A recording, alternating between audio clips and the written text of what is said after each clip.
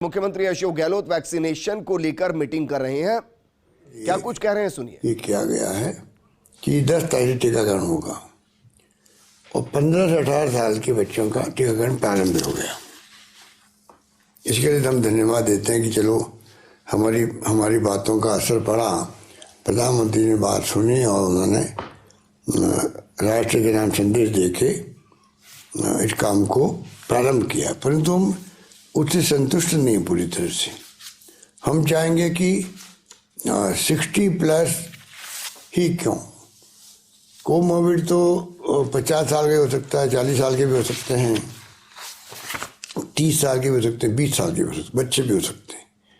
तो ये हमें छूट देनी चाहिए कि तैयारी करें हम लोग अभी से ही, और पूरी तरह जो बच्चों के लिए शर्त रखी गई है 15 साल से 18 साल, वो उससे काम नहीं चलेगा। 40 मुल्कों में जो है लगने लगे बच्चों को टीके, जो 5 साल के बच्चे हैं उनके भी, 2 से 5 साल के बच्चों को भी 40 देशों में टीके लगने लग गए हैं। हमारा मुल्क बहुत बड़ा मुल्क है आबादी की दृष्टि से, इसलिए हमें कम से कम, मुझे किसी ने कहा कि फिगर भी अभी अशोक अग्रवाल बता दे शायद कि 0 से 10 वर्ष की उम्र के करीब 25 करोड़ बच्चे हो सकते हैं।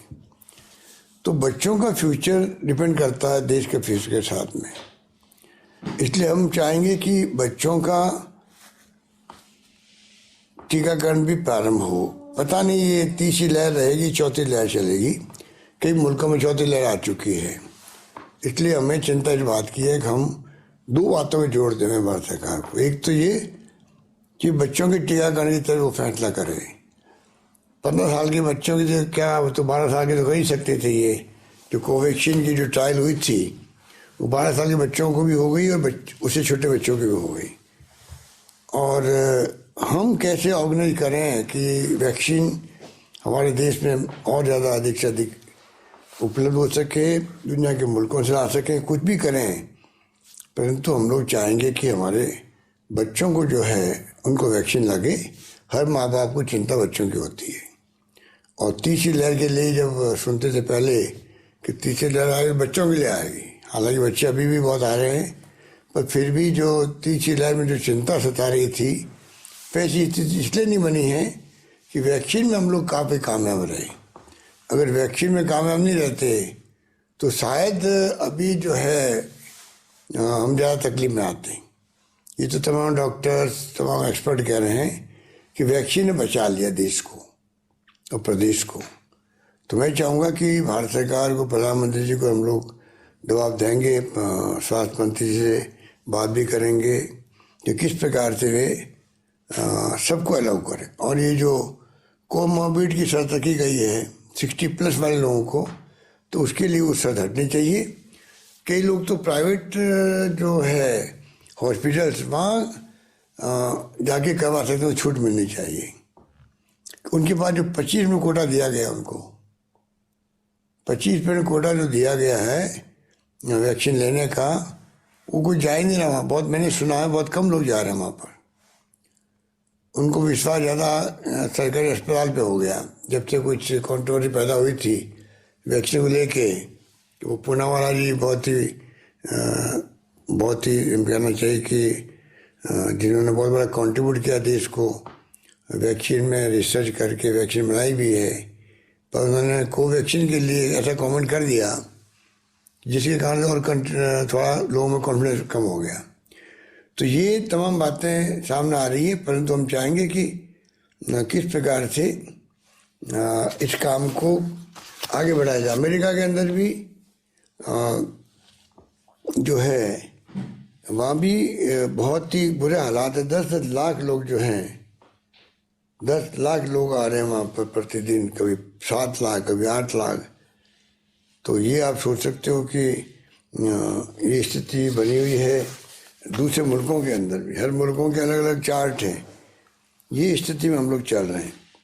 इसलिए मैंने उचित समझा कि मैं आह्वान करूं हमारे प्रदेशवासियों को कि आप सब काम छोड़ के इसमें ताकत लगाएं कि सेकंड डोज कैसे लोग लें, उसके अभियान को सफल बनाएं। और मुझे इस बात का संतोष है कि जो पिछली बार पेशी हुई थी तो हमारे कलेक्टर साहबान ने अपनी पूरी टीम के साथ में और तमाम डॉक्टर्स ने, तमाम CMHOs ने और सब ने मिलकर के वैक्सीन को बहुत अच्छे ढंग से कैंपेन किया।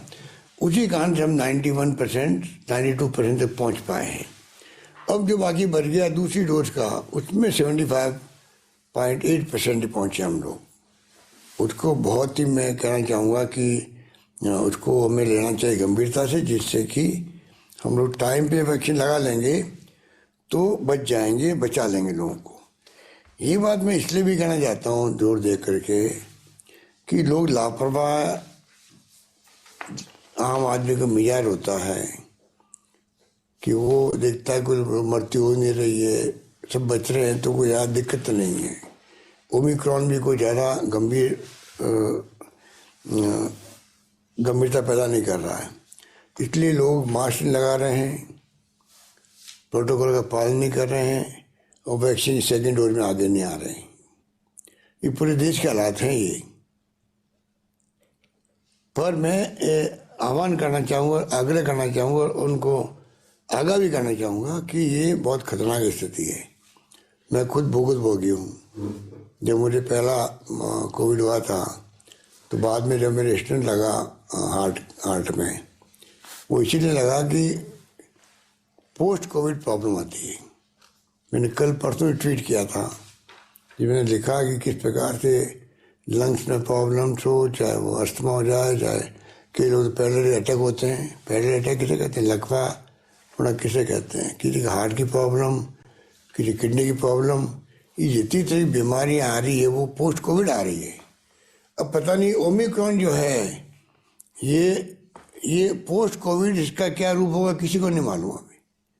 जैसे हमारे वो जब सेकंड लहर आई थी डेल्टा की, तो पूरी लहर के वक्त में नहीं मालूम पड़ा इंडिया के, अपने भारत में नहीं मालूम पड़ा किसी को कि ये कोई अलग तरह का वेरिएंट आ गया खतरनाक। इसलिए ऑक्सीजन की मांग हो रही है, इसलिए वेंटिलेटर की मांग हो रही है, अस्पताल भरे पड़े हैं, बेड मिल नहीं पा रहा है। कई लोग जयपुर आए हमारे, दिल्ली से भी और यूपी से, आगरा से, सब जगह से भाग के आ रहे थे यहाँ पर। बल्कि हैदराबाद से लोग आए कि भाई जाके वहाँ जयपुर में इलाज करवाओ। इतना अच्छा इलाज यहाँ हो रहा था।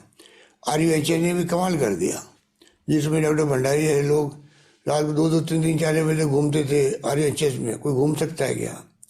इसलिए कि लोगों को बचाओ। जो सरकार की जैसे मंशा होती है, इच्छा शक्ति होती है, उसी ढंग से ब्यूरोक्रेसी काम करती है। तो मैंने देखा पूरी ब्यूरोक्रेसी ने, हमारे प्रिंसिपल सेक्रेटरी, चीफ सेक्रेटरी आ गए, सभी अधिकारी जिनको काम सौंपा गया, कई लोग जिम्मेवारी सौंपी गई थी उस वक्त में, सब ने जो फिजा बनाई राजस्थान में, कलेक्टर, PO, SDO, पटवारी, ग्राम सेवक, मेरे ख्याल में कोई चूका नहीं। अपनी बहनें जो है आशा सहयोगी और आंगनबाड़ी वर्कर वगैरह जो जिनको काम दिया, सब ने काम में लग गए।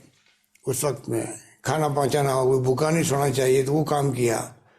तो ये जो मैं कह रहा हूँ आपको, अभी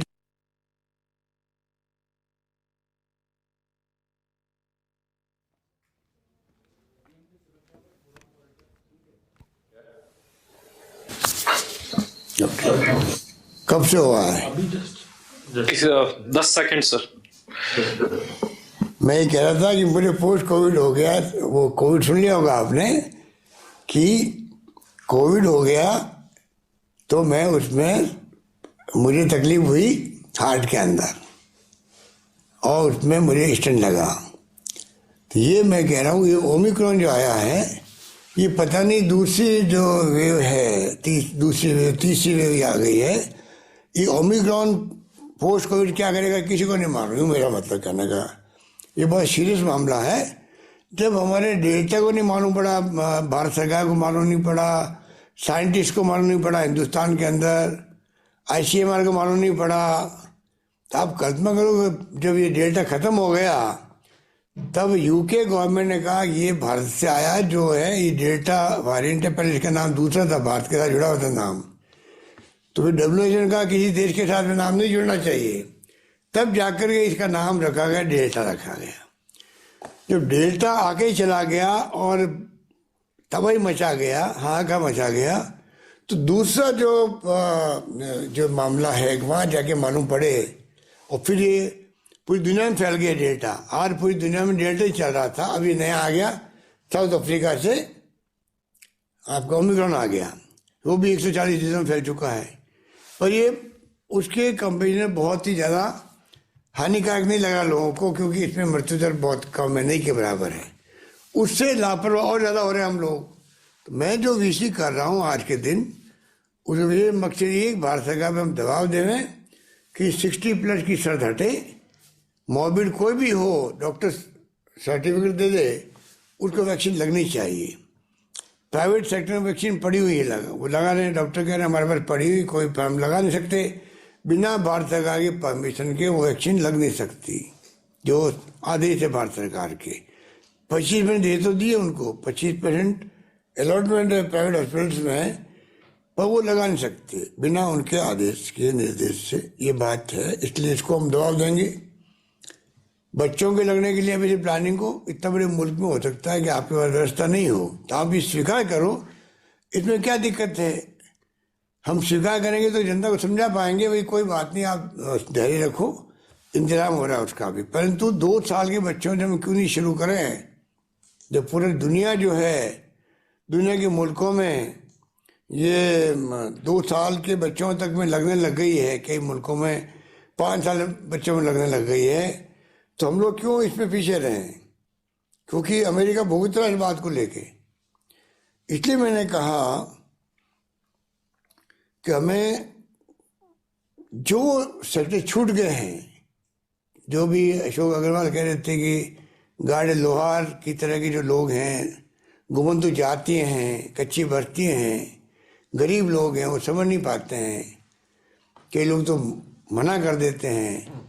तो ये हमारा NGO वो सबको इन्वॉल्व करे, कलेक्टर्स, और उनको रिक्वेस्ट भी करे कि भाई ये हमें सेकेंड डोज पूरी करवानी है, और फर्स्ट डोज में जो लोग रह गए 10%, उनको पूरा करना है। ये अभियान हमारा प्राथमिकता होना चाहिए कि राजस्थान पूरा वैक्सीनेट हो गया तो कम से कम सेफ हो जाएंगे, कैसी भी स्थिति में मृत्यु होने की संभावना नहीं रहेगी। पर जैसे मैंने कहा, फिर मैं रिपीट करना चाहूँगा, उसका क्या होगा। अभी ये तो अच्छा किया आपने कि जो हमारे विभाग ने ऑक्सीजन सिलेंडर और ऑक्सीजन प्लांट और जो इंफ्रास्ट्रक्चर, उसको आपने वही देखभाल करवा ली है कि भाई अगर जरूरत पड़े तो काम आ जाए, तो ये कोई मशीनरी कोई डिस्टर्ब नहीं मिले, ये तो अच्छा किया।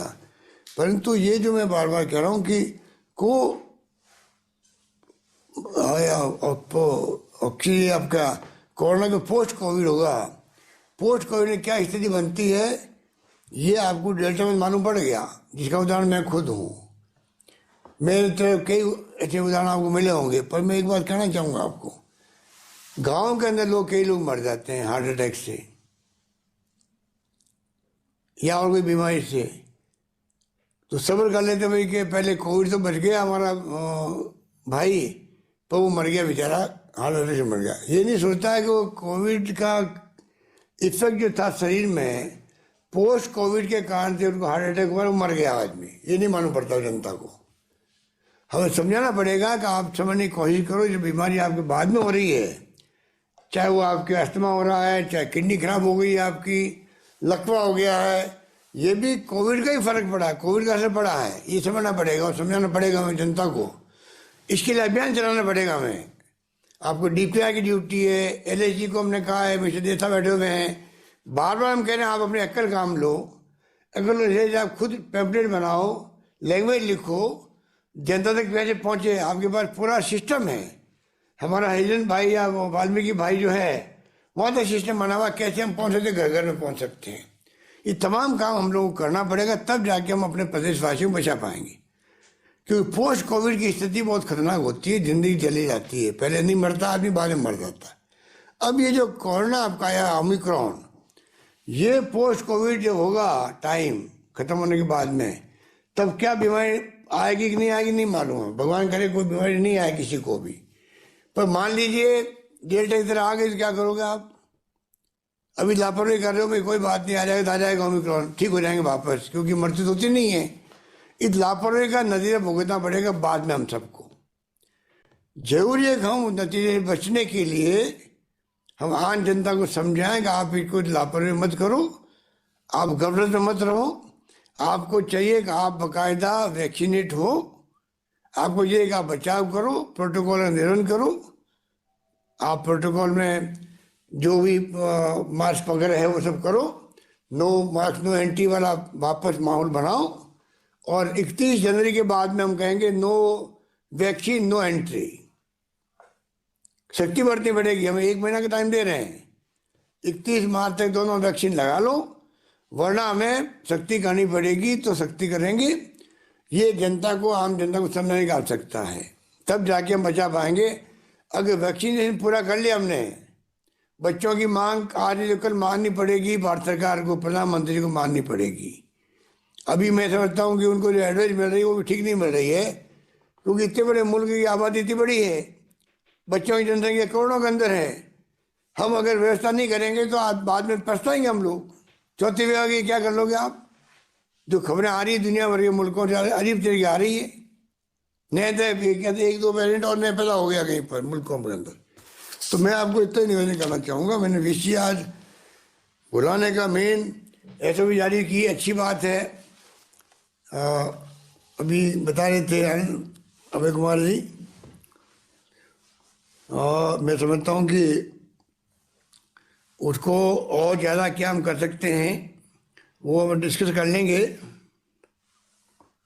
और मैं उम्मीद करता हूँ कि प्रोटोकॉल भी निभाएंगे, और ये जो फैसले करने हैं वो जरूर करने आपको। उन फैसलों के आधार पर ही हम लोग चाहेंगे कि आगे बढ़ें। और कोई अगर निर्णय किया जाता है तो पब्लिक इंटरेस्ट में किया जाता है। आज कई जगह राज्यों में हॉस्टल बंद हो गए हैं, कोचिंग क्लासेज बंद हो गई है, स्कूल कॉलेज बंद हो गए हैं। परंतु डॉक्टर साहब ने कहा, ये डॉक्टर साहब ने, कि ये कोई उसका तोड़ नहीं है। मैं उनसे भी सहमत हूँ मैं, क्योंकि जो स्वाइन फ्लू आया था तब यही बात चली थी उस वक्त में भी कि स्कूलों की छुट्टियाँ कर दो। और नया नया स्वाइन फ्लू आया ही था तब, मैं चीफ मिनिस्टर था यहाँ पर। तो मुझे याद है कि पूना में और महाराष्ट्र के अंदर स्कूलें बंद कर दी गई थी। स्कूलें बंद करते ही वहाँ पर बच्चे फिरने लग गए, घूमने लग गए, खेलने लग गए, और ज़्यादा फैल गया स्वाइन फ्लू। तो वहाँ पर बंद करना पड़ा। तो ये इस बात में दम है तो हम लोग सोच समझ के और असेसमेंट कर लेंगे, क्योंकि कई राज्यों में तो बंद कर दिया गया है। हम सोचेंगे हमारे इंटरेस्ट में क्या है, उसके अकॉर्डिंग टू फैसला हम करेंगे, जल्दबाजी में नहीं करेंगे। परंतु कई बार फैसले करने पड़ते हैं जिससे कि लोगों में एक मैसेज जाए कि हो क्या रहा है, ये बहुत खतरनाक मामला, तो कैसे उसको निपटें। ये इस प्रकार से मैं समझता हूँ कि और भारत सरकार से रिक्वेस्ट करेंगे आप अपनी पॉलिसी को ओपन करें सब लोगों के लिए, जिससे कि जो कोमॉर्बिड है उनको लगे जा सके अस्पतालों के अंदर, या प्राइवेट में जाके लगाना चाहे तो प्राइवेट में जाके लगा लें। कोवैक्सीन के लिए मैंने सुना कि 2 वर्ष तक का जो रिजल्ट आए हैं उनके वैक्सीनेशन के, 2 वर्ष के बच्चों के, वो पॉजिटिव रिजल्ट निकले उनके भी। तो मैं उम्मीद करता हूँ कि उस दिशा में भी भारत सरकार आगे बढ़ेगी, मुझे विश्वास पूरा है। वही बात और बाकी बहुत बहुत सबका शुक्रिया। और मैं पुनः आपको निवेदन करना चाहूँगा कि कृपा करके जिला प्रशासन में जो लोग बैठे हुए हैं जिलों में, अभी आपने सब डॉक्टर्स की बात सुनी, प्रेजेंटेशन देखा आपने प्रिंसिपल सेक्रेटरी मेडिकल एजुकेशन का भी और होम सेक्रेटरी का भी, और सबकी हमें चीफ सेक्रेटरी साहब से, होम सेक्रेटरी साहब से, होम डीजी साहब से, और हमारे मंत्रीगणों से भी आपने सबने विचार सुने हैं। मैं उम्मीद करता हूं कि आप खुद देखते हैं कि आज क्या हो रहा है, बराबर मीडिया में क्या आ रहा है। हमें बाकायदा पूरा आवाज़ रखनी है, और आप लोगों ने मेरा निवेदन है कोई कमी नहीं रखें, टॉप प्रायोरिटी पे वैक्सीनेशन का काम करें। आप फिर कंपटीशन करें हर जिले वाले, ब्लॉक वाले, कौन आगे बढ़ता है इस काम में। ये बहुत बड़ी सेवा है पब्लिक के लिए, आपकी पब्लिक सेवा मानी जाएगी। और मैं समझता हूँ कि बहुत बड़ा आप अपना कर्तव्य पूरा करने में कामयाब होंगे। कोई कमी मत आने दें और लग जाए इस काम में। पूरी प्लानिंग आप खुद ही करो, खुद ही आप सोचो किस प्रकार से पैम्पलेट छपाना, आप आपके पार्षद गणों तक से आप बात करो, मेयर साहब से बात करो, अध्यक्ष और सीईओ से बात करो, जो भी करना आप लोग करो। पर मैं चाहता हूँ कि 18 साल का जो अभी 15 साल किया उसका भी, और बाकी बातें मैंने कहा आपको हम लोग बाहर से बात करेंगे। पर जो हमारे लोग बच गए हैं फर्स्ट डोज के अंदर उनको, और सेकेंड डोज में 25 में लगभग बचे हुए हैं, उनको लगाने के लिए आप कोई न कोई ऐसा अभियान चलाएं कि उसमें हम लोग कामयाब हो सकें। ये मैं फिर कहना चाहूँगा, पोस्ट कोविड की चिंता ज़्यादा मुझे है क्योंकि मैं खुद भोगी हूँ। ये तो प्रदेशवासियों की दुआएं मेरे साथ में हैं, उनकी दुआएं मेरे काम आ रही है कि मैं दूसरे वे में जब मेरे को डेल्टा हुआ था उस वक्त में पोस्ट कोविड में मुझे बहुत तकलीफ हो गई अचानक ही। वो दुआएं मेरे काम आई, मैं बच गया। वरना वो जो जिस प्रकार से स्टेंट लगा है और डॉक्टर ने मुझे बताया है, और डॉक्टर ने मुझे नहीं बताया है, जो डॉक्टर हमारे माने हुए देश के डॉक्टर पांडा बम्बई में हैं, एशियन हार्ट हॉस्पिटल है, और डॉक्टर थ्रियान, डॉक्टर बहल ऑल इंडिया इंस्टीट्यूट, डॉक्टर थ्रियान जो वेदांता में, डॉक्टर बहल एम्स में थे पहले, अभी रिटायर हुई है। इन सब ने हमारे डॉक्टर से बात करी जब उनको मालूम पड़ा कि मेरे तो इतना लग गया है। अशोक सेठ उनसे मैं मिल के भी आया था। तो सब डॉक्टर ने कहा कि आपका जो जहाँ पर आपका ये लगा स्टेंट लगा है, और जिस प्रकार डॉक्टरों ने फुर्ती से टाइमली एसएमएस के डॉक्टरों ने, एसएमएस के डॉक्टर जो हमारे सरकारी डॉक्टर हैं, वहाँ पे वहीं पे मैंने कहना उचित समझा, वही मैंने एंजियोग्राफी कराई, सीटी स्कैन करवाया और स्टेंट लगाया। आपको जान के खुशी होगी, सब डॉक्टर ने कहा कि आपके डॉक्टर ने अच्छा काम किया है जिसके कारण आप बच गए हो। अगर आप देरी करते तो पता नहीं क्या होता। तो आप सोच सकते हो कि इस फुर्ती से डॉक्टर ने काम किया और मैं बच गया। ये आप सबकी दुआएं मेरे काम आई, प्रदेशवासियों की दुआएं काम आई मेरे, और मैं उसी रूप में लगा हुआ हूँ। इसीलिए मैंने आज विसी करी कि मैं कम से कम बताऊँ कि वैक्सीन हमारे लिए वरदान साबित हो सकती है। वरना पोस्ट कोविड की प्रॉब्लम को तो कोई रोक नहीं सकता, डॉक्टर भी नहीं रोक सकते। डॉक्टर क्या कर सकते हैं? इलाज कर सकते हैं, पर बाद में जो वेरिएंट के जो इनके प्रॉब्लम पैदा होती है उनसे शरीर के अंदर, उसको कौन रोक सकता है? हजारों लाखों तरह के वेरिएंट बनते हैं। इसलिए मैं समझता हूँ कि पूरे प्रदेशवासियों से आह्वान करूँगा कि आप अपनी ड्यूटी को समझें। और पहले आपने साथ दिया करीब 1.5 साल, अब मार्च में 2 साल हो जाएंगे हमें कौन लड़ते हुए। अभी तक अपने विजय प्राप्त की है, पर संपूर्ण विजय तब मिलेगी तब पूरी तरह इसका खात्मा होगा, और वो असर आपके सहयोग से संभव होगा, ऐसा मेरा मानना है। तो चाहे मीडिया वाले हों, चाहे वो एक्टिविस्ट हों, एनजीओ हों, पॉलिटिकल पार्टी के लोग हों, इसमें कोई राजनीति नहीं होनी चाहिए। इसमें चाहे केंद्र सरकार हो, राज्य सरकार हो, सब मिलकर पब्लिक को, आम जनता को बचा सकती है। राजनीतिक दल भी आपस में कार्यकर्ता मिलकर काम करें, इसमें कोई हर्ज नहीं है। हम बचाना लोगों को, तो उसमें क्या राजनीति हो सकती है? अगर बचेंगे तो राजनीति करेंगे। यदि पब्लिक, आम जनता बचे, गरीब आदमी है, डेस्टिट्यूट है, पीछे उनका ध्यान भी रखें, वो कई बार समझ नहीं पाते हैं इन स्थितियों को, तो उनसे पहुँचाएँ। हमने यहाँ पर फ्री दवाएँ, फ्री मेडिसिन, 5 लाख तक का बीमा कर दिया, चिरंजीवी योजना, उन तक पहुँचे वो। चिरंजीवी में कोरोना भी सम्मिलित थे।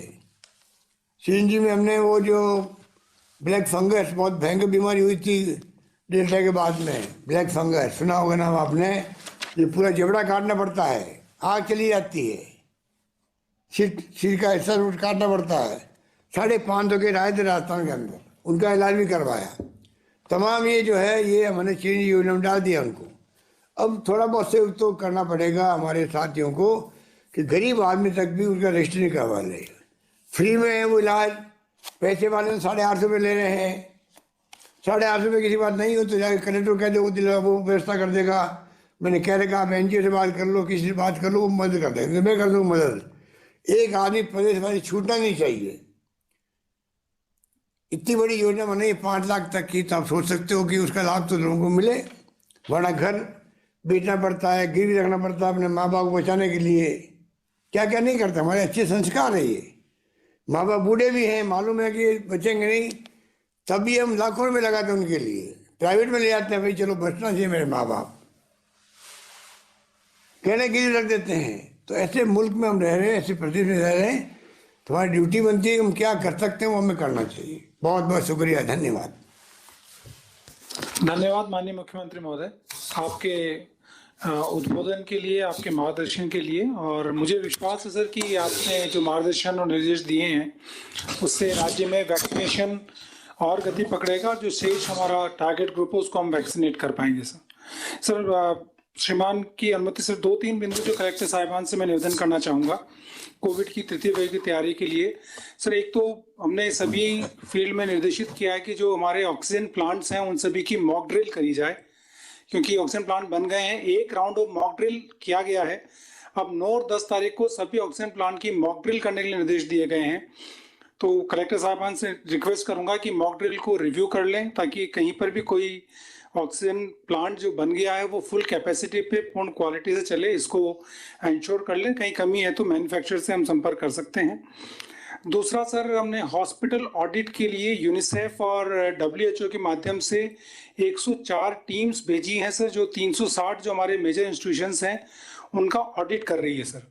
तो ये जो 360 हेल्थ इंस्टीट्यूशन का ऑडिट करके ये टीम्स CMHOs को फीडबैक देगी, कलेक्टर साहिबान को फीडबैक देगी सर। इनका टेन्योर 1 से 7 तारीख तक आज ये कंप्लीट कर लेंगे सर। तो इसका जो फीडबैक आता है उसके आधार पर कलेक्टर साहिबान भी रिव्यू कर लें sir. Last 2 point, training sir हम लगातार करवा रहे हैं ICUs और इन पे संचालित करने के लिए जो जिलों में तृतीय वेव की तैयारी के लिए ICUs डेवलप किए गए हैं सर, और CSCs पर HDUs डेवलप किए गए हैं। उनको चलाने के लिए जो हमारे डिस्ट्रिक्ट हॉस्पिटल और CSCs में डॉक्टर्स हैं उनको ट्रेन करने के लिए सर हमने यहाँ पर सीफू में SMS के सहयोग से मास्टर ट्रेनर्स की ट्रेनिंग करवा दी है, और अब ये ट्रेनिंग सर जिलों में भी चल रही है सर। तो वहाँ पर उस ट्रेनिंग को मॉनिटर कर लें, ताकि जहाँ जहाँ पर भी हमने ये सुविधाएं विकसित करी है वहाँ के डॉक्टर्स प्रॉपरली ट्रेंड हों। और सर लास्ट रिक्वेस्ट ये है सर कि जो राज कोविड इन्फो अपना पोर्टल है उस पे डेटा अपडेशन हॉस्पिटल बेड्स का और बेड की अवेलेबिलिटी का सर, जब पीक आया सर श्रीमान के नॉलेज में है कि आम जन इस पोर्टल के माध्यम से बेड अवेलेबिलिटी को चेक करता था, तो ये डेटा सर रेगुलरली अपडेट होना चाहिए। काफ़ी गैप इसमें आ गया था, तो जो जिला लेवल पर कंट्रोल रूम बने उसके माध्यम से government as well as private hospitals का डेटा इस पोर्टल पर अपलोड हो जाए, ताकि आम जन इसमें सही सूचना प्राप्त कर सके सर। बहुत बहुत धन्यवाद सर श्रीमान के मार्गदर्शन के लिए। Thank you sir. ठीक है, हो गया।